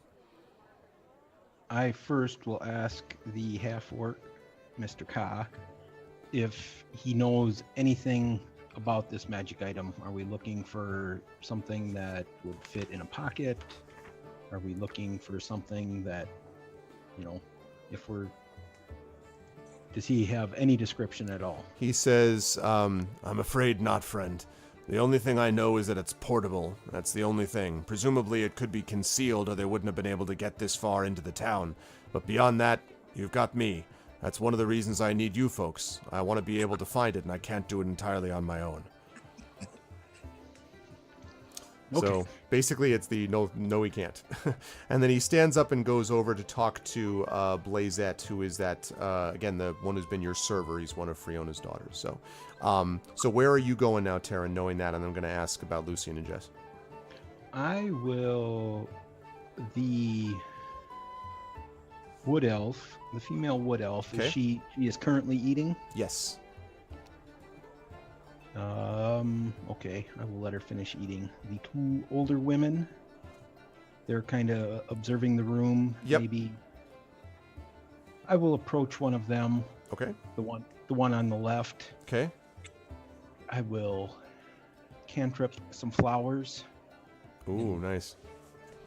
all little florals of like purples and Yeah. Oh pinks. yeah. And I will say, excuse me, madams, but this music is got my feet a tapping. Would one of you mind stepping on the dance floor and whirling about a bit? All right, hold that thought for a second. I'm going to come back to that. And then last but certainly not least, we have Jess and Lucian. Jess and Lucian, you guys as the tag team combo here, where are you guys headed? So you've got Taryn who's going to look for some dancing. You've got Rum who's going to be looking to deal with the two human women. You've got Rum who's looking to talk to the older human man and dwarven woman and see if you can figure out what language they're speaking. So Jess and Lucian, what do you guys want to do? Quick So- question: what the table that would be out of line that us coming towards would hide me behind the paladin? Well, definitely not either table 1, which is the one with the wild elf that has the elf that's travel stained and all that. That's the closest one. Or table 4, which is the dude with the notebook. The others probably you could position yourself so that you wouldn't be noticed initially, Jess. What's on table 2? Table 2 are these two older human women. That's the one that Taryn is going towards with the flowers. Okay. And what's table 3? Table 3 is the man and the human man and the dwarven woman. That's the one that Rum's going to talk to, apparently, or listen to. Okay, so what's the last 2 tables then? You got 5 and 6. So 5 is the pale-scaled dragonborn woman, the sort of nervous-looking dragonborn woman, and table 6 are the 3 halflings that are talking to each other really loudly in some weird language. I'm leaning toward table 5 because I think the 3 halflings might find Jess pretty easily. I'm in agreement with that. Takes 3 to know 1. Okay. All right. Okay, so you guys are going to head over in that direction. All right. Let's talk with Taryn first, and then I'll move to Rum, and then I'll move to Jess and Lucian. So, Taryn, you go over there, and you make the comments that we just talked about before. And the two, when I say older women, they are definitely elderly. You can see that they are both actually wearing rather shocking purple. One of them purple, one of them pink. But they have their sort of hair done up in a bun, and you can see the one looks at you and says, "Oh, that's a lovely thing for you to say, my lad, but really, Eve and I don't really do much dancing these days. We're more in the looking business. Isn't that right, Eve?" And the other one says, "Oh, yes, Esma, that is absolutely right. We are always looking around here. Oh, wait, where are our manners?" And Eve and Esma both look at you and say, "Oh, well, sit down. And Esma pats the seat next to her. For you, Taryn. I will slide into the chair and say, "Oh, yes, I noticed you were enjoying the people watching, and I just thought that while you may have experience, you may also know some dance steps that you could teach and inspire a inspiring bard, an inspiring entertainer. I am always looking to learn from those who have the years of the wealth of knowledge granted by years on the earth." And she's like, "Oh, experience," he says. "Oh, and they all sort of they laugh at each other. And they're like, well, let me tell you, back in the day we had just a little bit of experience, oh, didn't we, Eve? Oh, yes, we did experience. It was a wonderful time back then. But mostly now our experience comes from the observations of others, lad. We do watch some people dance on occasion, although there are some that would never do that. Well, you take her, for example, and Esma points at basically the elf, the wild elf who's at the table next to you. And they lower their voices into a not very convincingly low whisper and are kind of like, now what do you think she is? What does she look like to you? Well, Exactly! And they jump in. She's an elf! She's got to be. She's one of them elves from the wild. And the other one says, oh, that's right. She's got to be an elf. I've read stories about them. I even met an elf once. And the, Esma sort of looks at her and says, you think you know everybody, Eve. And Eve says, oh, never mind that, Esma. Anyway, the point is that elf, well, she's been there for a long time. And they say that she's been on patrol. And they're both like, oh, patrol. That's the greatest word they've ever heard. Patrol. And then she says, now, I don't know what she's been patrolling, but you can look at her clothes and guess it for yourself. We're talking dirt and mud and probably, maybe even blood. Ooh, blood. And they're all like, blood, blood. And she says, yes, it's really dangerous out there outside of Flan. Exciting, though, really, in its own way. What? Well, there's them over there. And they point at the older human man and the dwarven woman that Rum is making his way towards. Now, what would you say about those two, eh?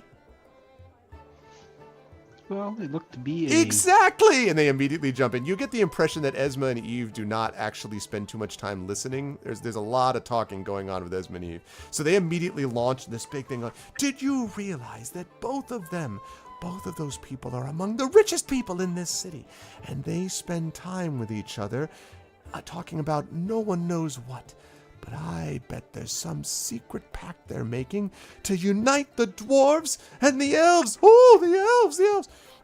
Now, Taryn, being somewhat more worldly than either Esma or Eve appear to be, that this is not a big thing. The dwarves being connected with the elves is not like some big revelation, but Esma and Eve are kind of like, oh my goodness, have you ever heard the like? And you're kind of like, I don't see why this is a big deal. But they're just like, but they act really mysterious. If you try to go over and listen to them, they'll tell you it's a private conversation. Well, did you ever, Esma? Oh, I never, Eve, I never. And they're basically talking to each other about how, they can't believe that they don't want them eavesdropping. Like, what people would not want others to eavesdrop on their conversation? Have you ever heard such a thing? And so they're continuing to talk to you about that.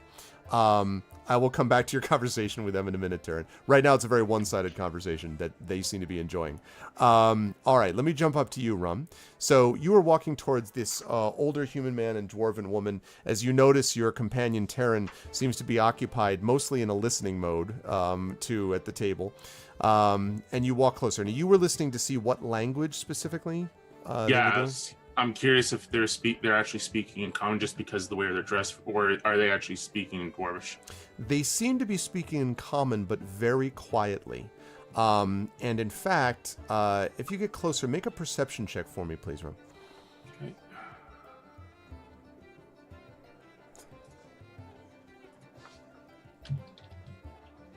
Well, Rock God, who am I to say?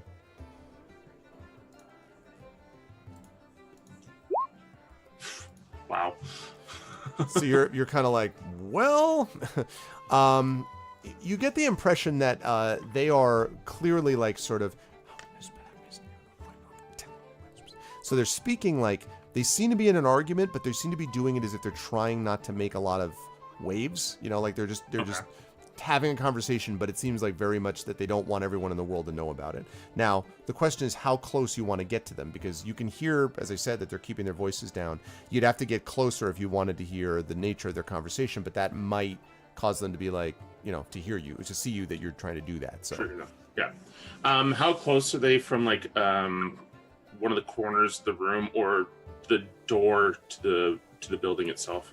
Neither. They're on the opposite side from the door. As far as the corner is concerned, I mean, it's not that far. This isn't a massive tavern, but it's probably a good 15 feet from the corner anyway, you would guess.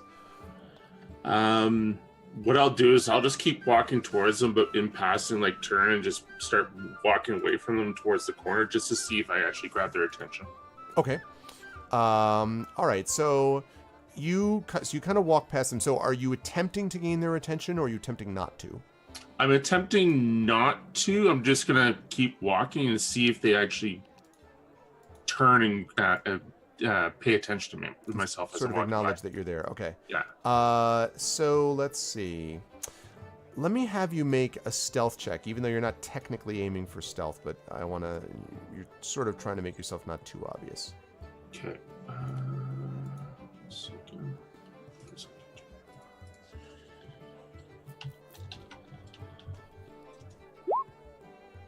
Okay. So you're able to kind of, as you walk by and then veer off, you notice that the dwarf, the human man, sort of glances up just very briefly, but then doesn't pay attention, assumes maybe that you're a patron walking by or something like that. So definitely noticed your presence, but didn't pay a lot of attention to it as you walked by. And as far as I could tell, no attention from the dwarf at all. Correct. This was just from the human man. I'm gonna go park myself in the corner just for now. Okay. And then just keep an eye out on the room itself. Okay. You have by the way, like a drink or something with you, or are you just there like arms folded type of thing? I will probably be drinking some dwarvish ale. Got it. Okay. Yeah. Just want to make sure. All right, let's jump over to Jess and Lucian. Jess and Lucian, you guys are headed for the Dragonborn, I believe you said? Yes. Okay. So as you head over now, Jess, where do you want to do this, hidden launch off, I run Bartertown moment? Where do you want to do this? From where we're initiating, it's like I want to start out behind them. One of my abilities, I believe, is being stealth behind larger creatures. And so I want to start out behind them so that this Dragonborn is actually focusing more on this big person that's coming by them and not so much at what is at his feet. Okay, and Lucian, are you going to, continue to just walk past as Jess does this, almost like you're a transport ship dropping off Jess? Or are you going to stop by the table somehow? I think I'm going to walk directly to the table. Okay. Ooh. Cool. All right. So So you're going to walk directly to it. Okay. All right. So you're going to do that right beforehand, Jess. I'm going to ask you to make a stealth check for me. Now, I am going to ask you to do this. Let's see. No, I won't. I was going to say a minus. It's not a minus. I do want to point out that your stealth to the Dragonborn woman may not be stealthy to everybody else. Like, there's, people around the table at other places are going to see you from a different angle. So she won't be able to see you, but that doesn't preclude anyone at the other tables or, from seeing you. So I'm just letting you know. That's totally fine. So go ahead and make just a regular stealth check then.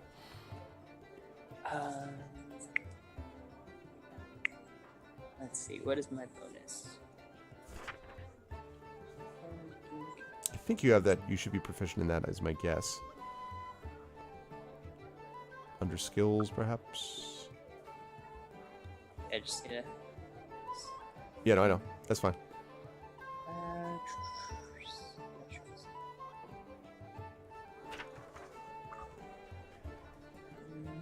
And for anybody who just popped in while we're getting the dice rolling, let me welcome everybody to Dungeons & Dragons with Viewers. We are playing with 4 wonderful gentlemen who have joined us today.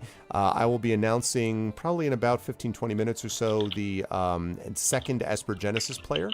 So I will be making that announcement in a little while. But in the meantime, sit back and enjoy Defiance in Flan, A Shock At Evenfeast. Also enjoy the stealth check that he's about to make.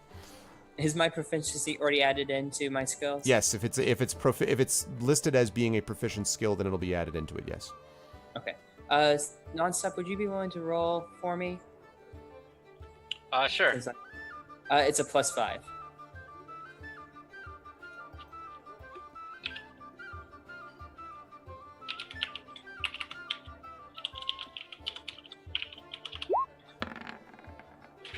Okay.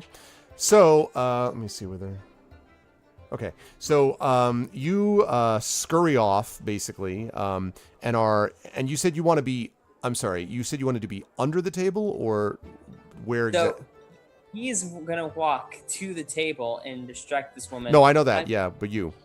His legs under the table. Okay, so it is under the table. Okay, so Yes. so Lucian marches right up and just stops, and then gesture like boop, and now you are under the table. Now this is not two things I want to mention. This is not a very tall table. You are of course a halfling.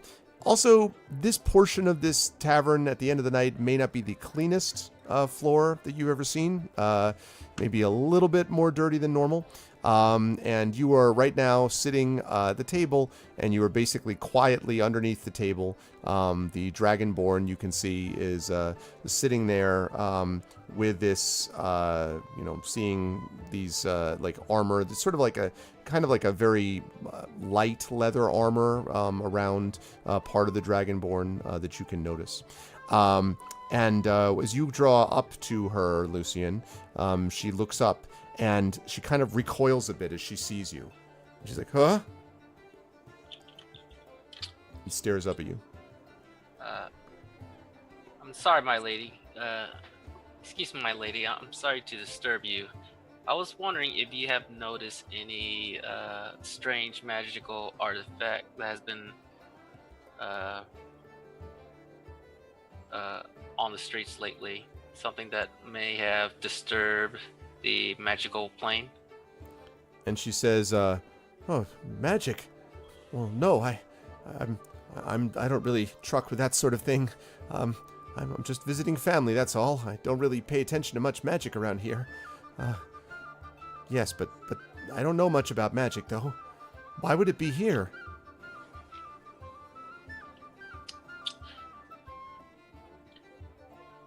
Does the ring glow at all? No. Did she have a bag underneath the table? No. And no. No and no. I'm just looking up some rumors about some magical artifact that might be in town, and I'm worried that it might cause trouble in this town. Oh, well, I certainly wouldn't know anything about that. This town does seem to have troubles that surround it of late, but I certainly don't know anything about that. Magic, my goodness, that's not something I try to deal with unless I have to. And I usually don't have to. I mean, so. I looked a little worried and asked her if is there something wrong? You seem a little troubled. Well, I don't know what you mean. I'm just here with family, and that's all. I mean, it hasn't been the easiest trip. It was a little dangerous, but I made it all right, and I'm fine. Thank you. I'm just fine.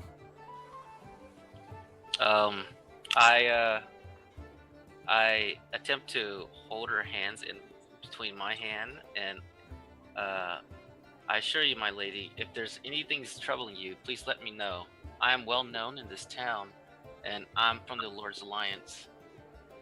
So she kind of, like, as you start to reach out for her hand, she's like, whoa, like, starts again. And she's like, the Lord's Alliance? I said, well, it's good to know that there's someone trying to maintain law and order here. She says, I don't know what to tell you, but you need to do a better job in these streets. I've had nothing but people staring at and, well, looking at, mocking my appearance and my heritage since I've arrived. That's very, well, very upsetting, she says. I'm sorry, did I hear that, my lady? I'll make sure to tell the citizens not to stare at new people coming in from out of town. He says, well, thank you. I sometimes it's hard to know who to trust. I mean, I'm sure that it seems like you're the type of person who wouldn't try to conceal anything else. And as she says this, Jess, she moves her leg so that you're like right next to your face, basically, like almost knees you in the face. And she's like, it's really good to know that people are up front and say exactly what they mean and don't have any sort of hidden agendas or anything like that. It makes me feel much more comfortable. And she sort of moves her hand down. So now, Jess, she's like within inches of you, like basically just smacking you in the face. Any rings on her hand? No. And does she have anything on her possessions that I can easily see from down here? Like on it, does she have a pouch? She does have a pouch, yes. Is it a large pouch? No, it is not a large pouch. It is a small pouch. It's on the opposite side from where you are. As you are contemplating that, and Lucian is contemplating his moral dilemma, I will return back to you, Taryn, where Esma and Eve are continuing to regale you with story after story. The other person that they told you something about is they've told you about this person at the fourth table that went in the notebook, and she said, and Esma has told you that, you know what I've heard about him? He's one of them critics. Critics, right? Oh yes, that's right. He's a food critic. Oh yes, he is. He's a food critic. He sits in these different places. This tavern, the restaurant down the street, well, the other inn. Remember the Ancient Mermaid? That used to be one of the best inns in the place until he shut it down. He's never got anything but bad things to say about all of these places. And, well, we find it a little, well, and you feel like she's about to say interesting, and then she's like, troubling. And she's like, yes, troubling. And sort of, they kind of laugh and chuckle with each other. And she says, but never mind about us. What do you know? And she says, finally to you, Taryn. This is after 5-10 minutes of them just going on nonstop. Not the actual nonstop here, but nonstop in the game. And he says, what do you know about any of these people? Oh, do you know anything about them? And she points at the Dragonborn woman that's currently being talked to by Lucian and Jess. Do you know anything about them? About him, I should say. Sorry. Go ahead, Taryn. I will lean in real close and look around conspiratorially. And I will whisper, well, I have heard that somebody in this inn tonight, and then I will stop, pause, really look around. Somebody is carrying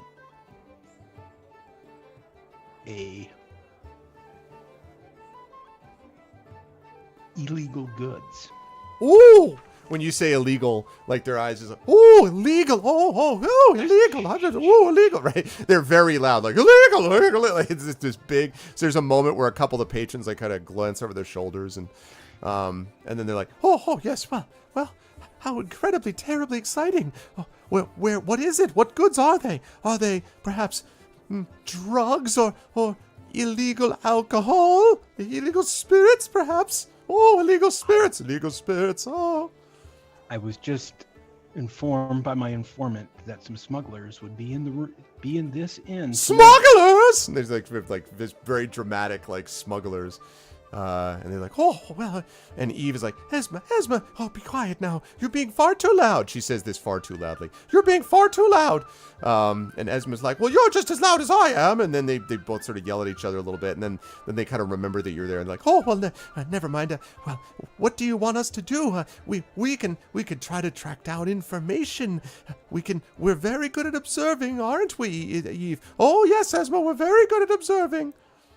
Yes, and I noticed that about the two of you right away, and I'm trained to notice these things. Oh, well, I didn't think you'd see through our, disguise. And Esma says, well, Eve, perhaps it isn't as good a disguise as we think. Oh, don't be silly, Esma. No one would ever know that we are two older women really fascinated in other people's stories. And Esma's like, no, that is a good disguise because that's what we actually are. Oh, well, never mind. So there's back and forth. It is a very good disguise. I have spent years training in my observation skills, which is the only way I was able to suss out that of everybody in the inn, if I want information about who is new, who is different, who is acting strange, you two would be the ones to talk to. So their eyes get wider and wider, like as you say this, and like they're like on the edge of their seat, listening to you. Oh, well, what should we do? Well, I would say the best thing to do is to act normally. Do everything you normally do. And just sit here, have a drink or two. In fact, let me purchase, for your assistance, let me buy the next round. Oh, how lovely of you. What a kind young man. Really, isn't he kind? Oh, yes, Eve, certainly. Esma, certainly kind. No question about it. So they seem very pleased by this effect. So you order a round, and as they come over, Taryn, are you going to stay with them, or are you going to get up and move to somewhere else? I will say, okay, so now, if you see anything that's you deem suspicious, give me and I will come up with some signal, Oh, wait, I have one. We can make a great signal. And she kind of takes her hand. This is Esma. And she says, if we see something, we'll do this. And she looks very sort of like narrows her eyes, looks around, and then makes this big exaggerated sweep of her hand as if she were raising it in a classroom, which you're pretty convinced 90% of the inn could see when she makes it. And she's like, how about that? That is perfect. Perfect. Oh, wonderful. So I'm going to go continue my investigation. If you see anything you think I need to be aware of. Oh, we will, dear. We will. You can trust in us. Oh, so exciting. Look over there. And as you get up to leave, they're like, look, I think that's a smuggler. No, that's a mouse, Eve. And they're sort of babbling with each other about as you get up. Let me jump over to Rum. Rum, you are there at the table, you at the corner, actually, watching over the whole inn. You've seen some of this. You actually heard Taryn's table with the women talking about smugglers and all that stuff. You saw Taryn trying to extricate himself quickly. You also saw the Lucian talking to you. You don't actually, or I'm not 100% sure where Jess is, but you see Lucian sort of chatting with this dragonborn woman. But that's pretty much it. The human man and the dwarven woman are still talking to each other. And you notice that there is a couple things. First of all, now none of you, I should mention, other than Jess, have asked about the ring glowing, the magic thing yet. I'm just letting you know that Jess did ask about that, but none of you have mentioned that so far. The only other thing you notice about the human man and the woman run is that there is a what looks like a pack, or basically like a backpack next to the human, sort of closer to you. However, there are also packs like at almost every other table. Like everybody's got a sack or a bag or pouches or things like that that you can see. But I'm just letting you know that is what you see from your vantage point. Okay. Are the three? I think you said they were half elves. Still at the bar. Halflings. They're halflings, yes. And yes, they are talking. Yes. Okay, so I'm gonna start walking towards the bar to get a refill. Okay. On my ale, and I'm literally just gonna walk up right next to them, and then like slam my mug on the table, looking for more dwarven ale to get their attention to see what they do. Next to the halflings. Yes. Okay. So you walk up next to them and you do exactly that. You slam. And when you do that, they stop their conversation and they stare at you. Like all three just immediately stop and just stare at you. Okay. I'm just going to look at them and be like, and kind of shrug, because of course, when we heard them talking earlier, I'm assuming they're talking in a language I don't understand. So I'm just going to shrug at them and be like, eh. And they're all like, but the one in the front is "Ruh." Like that's all they say. "Ruh." It's sort of you don't know if that means go away or sup. Like you don't really know. You don't know what that is. Okay. Can I tell what they're drinking? No, although it's definitely in smaller mugs than what you have. You doubt very much it's like mead. It could even maybe be a wine. I mean, the tea kettle does actually have some decent wine here, but normally you would expect that to show up in maybe like something different than, they don't really have elaborate wine glasses, but not usually pouring it into a pewter mug or whatever. So you don't know for sure, but it doesn't look like what you were drinking anyway. Okay. There's no Cleans up. I'll wait for Yeah. the barkeep to come over. Okay, and the barkeep actually does pretty soon thereafter and says, "Hi, what can I do for you?" Refill. And what are these gentlemen drinking? He says, you really want to know, do you? And he kind of looks at them askance and he says, well, they're circus performers, you see. And the three halflings look back and like stare like, how dare you reveal our secret? Now these people are dressed up in like bright, like if they're not circus people, then they ought to be in like fashion from 500 years earlier. Like these people are not in the right profession unless they're in the circus. So this is hardly a revelation. But when they say, when the bartender says that, the three just kind of stare, looking with this angry expression. And then one of them looks back at you and says, we're drinking halfling drink. Now, you're not really familiar with the term halfling drink. And the bartender kind of lowers his voice and he's like, it's just a cheap beer. I made up the name. I will chuckle manically and take my... Now, I have a question. Yep. There's a reason I'm asking it. How manically? Like, do you kind of go a little bit over the top with it? Like, or are you just sort of jovical, essentially. Just all like... right. Okay, so when you do that, the halflings, the middle halfling, looks over you and is like, you like to laugh, do you, friend? Why not? That's what we like to hear. Let me introduce Tawn. And Tawn, who is the one in front, sort of nods. I'm Tane. And in the background, I'm Tyne. Tawn, Tyne, we're the triplets. And they do this like harmony, this 3-part harmony. And the bartender like staggers back, like clearly he's not seen this happen before, and he's just like, what? And he says, I knew you were in the circus, but I didn't know that you could. And Tawn, the one in front, says, didn't know that we could entertain, did you, barkeep? It's because none of you laugh in this place. It's too serious. You need some entertainers, my friend, and the place to get that is with us, the triplets, the famous triplets of the traveling circus. And they look at you and they say, now, friend. And they slap you on the shoulder, and they say, this man knows how to laugh. I bet you are an entertainer yourself, friend.